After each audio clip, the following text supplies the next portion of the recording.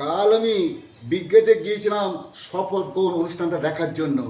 আমি বেশ আপ্লুত হয়েছি জনসমুদ্র দেখে। ফেরার পথে দেখলাম চারদিকে ঝাল মুড়ি বিক্রি হচ্ছে। বললাম 20টা স্টল, সেই স্টল থেকে আমি এই ঝাল আর মুড়ি কিনে নিয়েছি।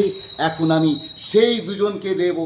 আমরা অপেক্ষা করুন, সেই দুজনের কাছে আমি যাব, দেখছি কোথায় আছে।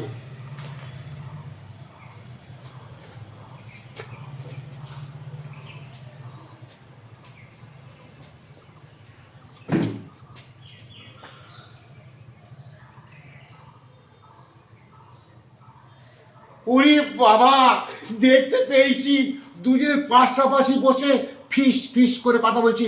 এ ওর কানের কাছে গিয়ে বলছে, ওর কানের কাছে বলছে। মনে হয় সেই বিপদের কথা। সেই আর্জি করে ডাক্তার বলেছিল পুশ ফন্ট বিহাইন্ড। ওই জন্য এরা মনে হয় কানে কানে কথা বলে আর জোরে জোরে কথা বলে না। যাই হোক, আমি এই ঝাল মুড়ি এনেছি, ওনাদের দুজন কাজে দিয়ে আসো, দেখে এই ঝাল মুড়ি খাই কিনা। বন্ধুরা অপেক্ষা করুন, আমি দিয়ে আসছি।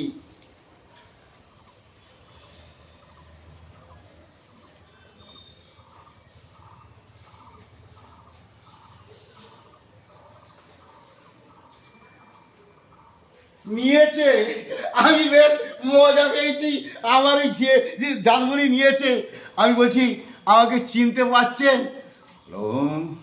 আপনাকে চিনতে পারবো না কেন? কি করে চিনলেন? আমার সমস্ত প্রকল্পে দেখুন আপনার নাম রেখে দিয়েছি, স্বাস্থ্যসাথী, শেষ প্রকল্প, যুবসাথী, সেই কেন সাথী রেখেছি। আপনাকে চিনবো না? আমি আপ্লুত, আমি ধন্য যে আমার ওই দুজন আমাকে চিনতে পেরেছে। আমি নাকি চিরসাথী হয়ে যাব। বন্ধুরা একটু অপেক্ষা করুন, দেখছি ওরা খাচ্ছে কিনা।